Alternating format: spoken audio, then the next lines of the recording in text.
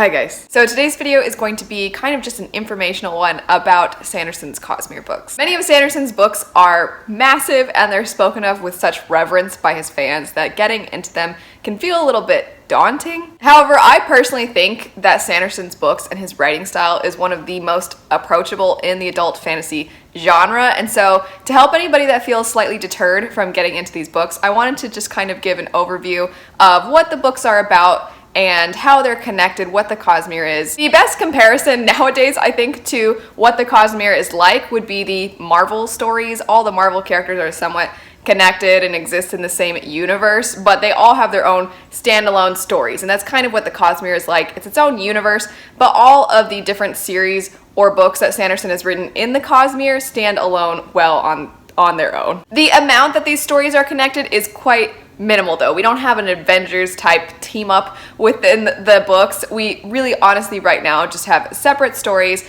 that have very little details or a few occasional characters that appear that might have appeared in something else, but it's not anything where you have to read one before the other. That's not to say there aren't some recommended reading orders to help you spot those small details. I have a whole video detailing different reading orders that you can go about if you want to try and catch those details, but you do not have to. Those details are so small. With the exception of Mistborn First Era and Mistborn Second Era, if anybody tells you you have to read one of the Cosmere books before the other, outside of within the own series, right? Like Way of Kings is book 1 of Stormlight Archive. You don't want to read that one after Oathbringer, which is book 3. So like that's self-explanatory. But as far as books within different series, if somebody tells you you have to read Warbreaker before you read the Stormlight Archive books, you don't have to. Really, truly, the details are so small and they do not whatsoever take away from the enjoyment of the stories. And that's not just my theory as a fan. Sanderson himself has said that you can read his series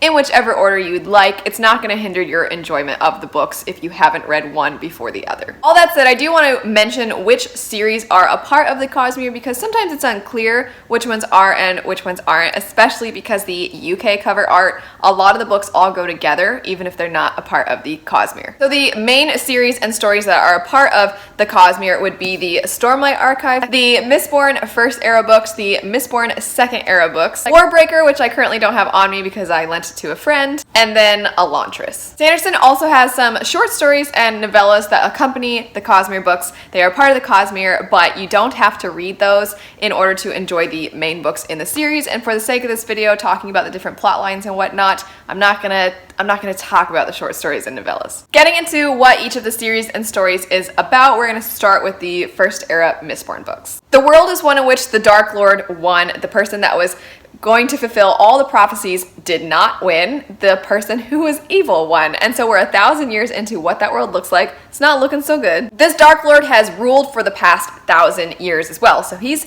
still around. He has split society up mostly into nobles and then people called Ska, who are kind of like slaves. And there are a group of individuals, some that have powers that are called Mistings and some who have powers that are called Mistborn. And this group of individuals comes together to try and defeat the Lord Ruler and break the system down. The most notable among these individuals would be Kelsier and Vin. And Kelsier is somebody who has lived for a while. He has seen the true dire circumstances with his own eyes, and he is somebody who is kind of pulling people together to try to make his plan work and take the Lord Ruler down. Vin is a part of the Ska population. She is a street urchin when we first are introduced to her, but she gets swept along in Kelsier's optimism and in Kelsier's ploys, and she is taken under his wing. She starts to learn more about herself, and that's when we really start to see the magic system come to light. The magic system, while being somewhat complex, is actually pretty easy to get into. It goes into depth quite a bit in this book as to how the magic system works, but the main gist of it is that there are people called Mistings, people called Mistborn.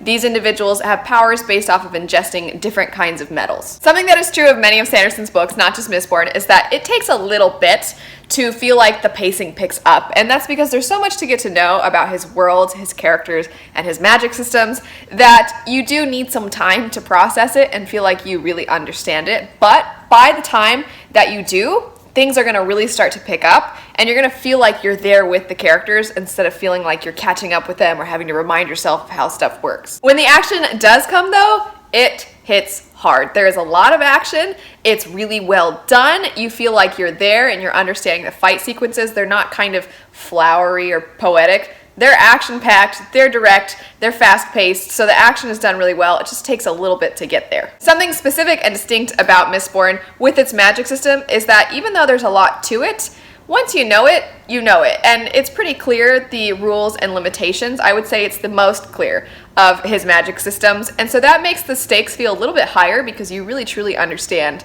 the circumstances that the characters are in anytime their magic is playing a role in what's happening. Next, I want to talk about Mistborn Second Era. I'm not going to go into too much detail with Second Era because this is the one thing that you should probably read the First Era for first before getting into the Second Era. The reason for this, though, is that the Mistborn books are kind of interesting in that the first three are the First Era. They take place within a certain time period, and when those 3 books are done, the main story is done. You will, however, sometimes see the Second Era books referred to as Mistborn 4, Mistborn 5, Mistborn 6, and that is because, unlike the others, not only do they exist in the same universe, the Cosmere, they actually exist within the same world, and they exist in a different time period, which it does matter a little bit. The main reason being that so much occurs in the first trilogy that is kind of world altering that within this Second Era you will find that the characters in the First Era books are mentioned and they are really significant figures in history, and their plot lines will be kind of spoiled if you pick up these books first. So even though they're their own story, they are still within the same series. The differences within the Second Era books are hard to talk about without giving away spoilers for the First Era, but it's a different time period, so there's some technological advances, and these definitely feel more like the Wild West, but with the same Mistborn powers that were talked about with the First Era. These books are also much shorter than the First Era books, and they're often considered a little bit more fun because they're not as kind of world altering as the first ones. They're less intense and a little less epic. Speaking of fun, though, I would say hands down the most fun book out of all the Cosmere books would be Warbreaker. In typical Sanderson fashion, he takes some tropes and he flips them on their head. So the setup for the story is that there are 2 sisters, Vivenna and Ciri, and Vivenna is the one that has been groomed to marry this individual called the God King. Her marriage will fulfill a treaty that was settled between these 2 countries that Vivenna and the God King came from, and then her sister Ciri is the one that has never had to play a role in politics, so she's just kind of happy-go-lucky, does whatever. She doesn't really think of herself as very intelligent or polite or well-groomed in the way that her sister is, but her father, who has favored Vivenna all these years, does not want to give her up to the God King, so instead of sending her, he sends Ciri. Vivenna, being the older sister and the one that thinks that her younger sister is super incapable, decides she's going to go on a rescue mission to save Ciri, and then Ciri is just trying to fill the shoes that she would think her sister would have. What's really interesting about the country that the God King rules over is that there are other individuals who are god-like, and that provides a lot of interesting humor that you wouldn't expect. This primarily comes from one of the characters named Lightsong, who is a god, essentially, but doesn't want to be one. He doesn't think he's deserving of it, but everybody worships him anyway, and he doesn't get it. There is also magic in this story, and it's really interesting. It's really unique. It somewhat has to do with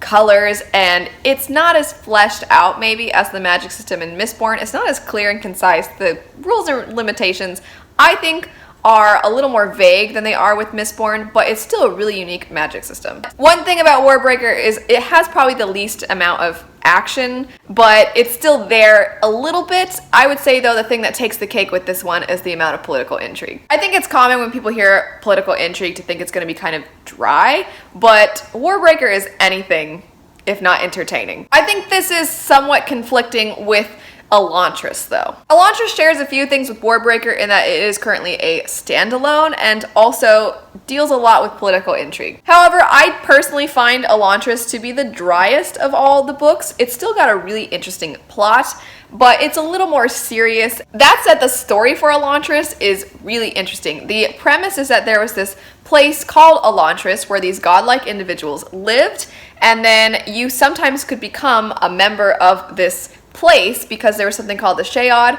which kind of transformed you into this godlike being. But for some reason, the Sheod, instead of starting to make you into this godlike being, started to kind of be this plague that made you sort of zombie-like and just made you rot alive. We follow a few main characters, but the two that are the most significant and they're the ones we're kind of rooting for would be Serene and Raoden. Raoden was a prince who gets the Shayad and has to go to Elantris and is starting to rot alive, but while he's there, he's starting to discover that there are other people still in Elantris that he might be able to try and help and to give hope to. Serene is the person that was having an arranged marriage with Raoden, so she was supposed to be his betrothed. She arrives at the kingdom that he was the prince of and then finds out that he's dead, because that's what she's been told, and so she's kind of trying to figure out how to navigate the politics of this current place that she's in. The last main series in the Cosmere would be the Stormlight Archive. These books are, without a doubt, the most epic of all of Sanderson's Cosmere books. The story takes place in the world of Roshar, which is one that is a mixture of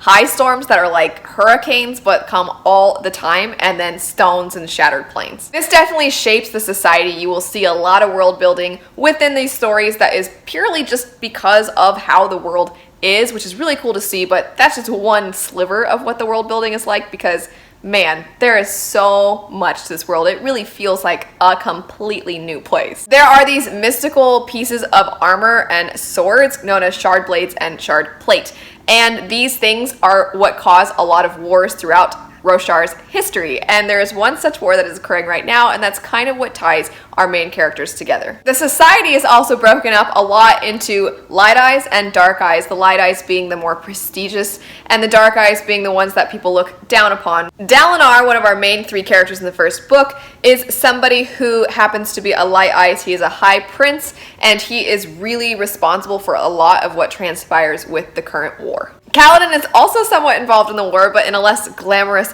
romanticized way, because he is a slave and he is something known as a bridgeman, who are people that have to run ahead of all the soldiers. They have no armor, they have no means of protecting themselves, and they have to lay these bridges down so that the soldiers can cross over the shattered plains. Basically, Kaladin's life sucks. The last main character of these three would be Shallan, and Shallan is a scholar. There's so much more to the characters. There are so many more characters too than what I'm even saying. The world building in this story is absolutely phenomenal. It's one of the best examples of world building in any book I've ever read. Beyond the phenomenal world building though, I think the thing that really stands out about Stormlight Archive is the character development. Within each of the main books, you will take one of the characters from the story and you will be told about their backstory in flashbacks. For the most part, flashbacks are kind of frowned upon in literature because usually they're used as a crutch.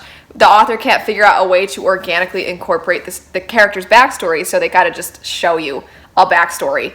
And that isn't always pulled off well, but in Stormlight, how Sanderson ties together the events of the past and the reveals of the past within the present, it's done quite seamlessly. I'm a little biased, of course, because I love these books and I love the characters and I love getting to know them even more. But one thing I will say, even as somebody who loves it, is getting to see these backstories does sometimes make the pacing a little slower. You will take a while, more than likely, to really feel like you're grounded in this story and in these characters, but man, once you do, it's just masterful. Anyway, I'm gonna stop talking now, or this is gonna just start to turn into me fangirling over how much I love Sanderson's books. If you want to see more Sanderson stuff, I do have a whole playlist dedicated to Sanderson's books and some Sanderson videos that I find fun or cool. I've composed some music inspired by some of the characters, and I've performed on my violin. That was a ton of fun to do. It's just more Sanderson